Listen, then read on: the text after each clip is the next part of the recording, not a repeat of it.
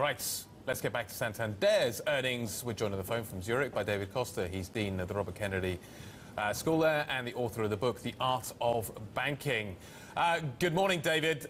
Let's talk a little bit about the Santander numbers. A nice improvement. How much is this down to the Spanish economy improving, and how much of this is down to Santander's good work?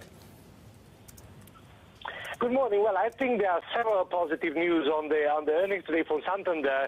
We have seen growth in 9 markets out of 10. So besides Chile, everything else has been going up. Of course, Spain was a big contributor to those great results, but also I was interested to see that the improvement in Brazil, because for a few quarters Brazil wasn't growing as expected, and Brazil accounts for 1/5 of the revenues of Santander. So I think we have seen both very strong numbers from Spain, Brazil, and also good numbers from the UK. So overall, I think these are very impressive results, particularly given the very challenging environment that is now present in European banking. So overall, I think it's very positive news for Santander and also for the market.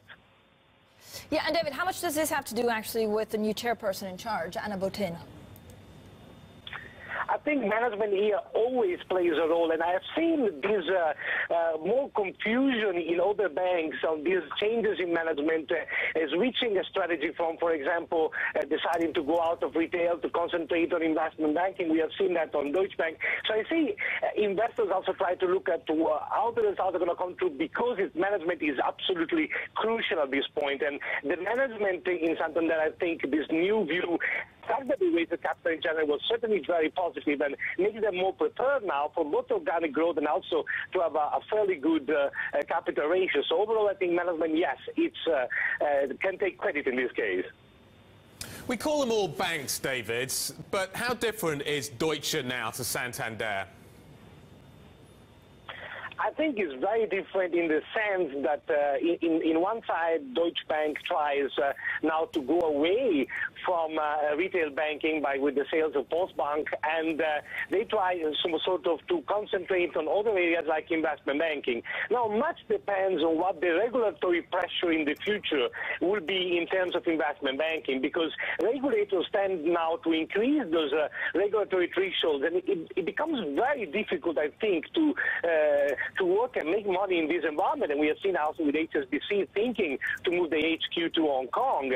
So I think the main difference is really a bank which sticks to the model of being universal and is present also as a retail bank in several markets, in a bank where there is maybe a bit more, a bit less clarity, let's say, in the sense that, yes, there is this cost cutting going through Deutsche Bank, but it's not very clear how they're going to achieve that and it is really doable in investment banking. And I think the move from retail, it's out of retail, is the main difference between those two banks.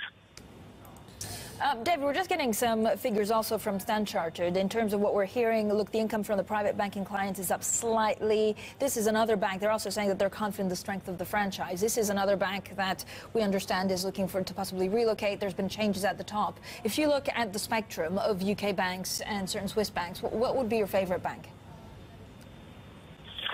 Well, it's difficult to make a name, and obviously I would like to prefer banks which have a continuity, a clear strategy, which have a diversification. They're present in areas where we are in a recovery situation or there is strong growth. So I think in terms of banking in Switzerland, I would perhaps stick with the slightly less big names, which are more focused on wealth management and private banking. David, Europe needs its banks. Yet Europe is bashing its banks. Why would you want to own a bank that's based in Europe right now? Like Standard Chartered, I suspect, is having the same conversations with its investors as HSBC is. Deutsche Bank really struggling to compete with the bulge bracket coming out of the United States. Their regulation makes it easier for them to compete. Is the European banking sector just at a structural disadvantage right now? In a way, yes, there is a structural disadvantage if we compare that also return on equity, for instance, the results of all European banks compared to the American peers, most notably Goldman. There is a substantial gap, and yes, the regulatory oversight is stronger in Europe. But this said, the reason why we want to own some of the European names is because now with the market up double digits pretty much across the board, challenges also represent opportunities. So if you have a name of a good bank which will be in the next 4 or 5 years, which have very good strategy and experience increased growth, like Santander, for instance, which didn't have such a strong increase like their peers in Europe. There could be opportunities there. But of course, challenges ahead remains because regulators are in a continuous move to make it even harder to increase leverage and make more money in banking, particularly in investment banking. All right, David, thanks so much for all that insight. David Costa there, Dean of Robert Kennedy College in Zurich. I just want to run you through some of the standard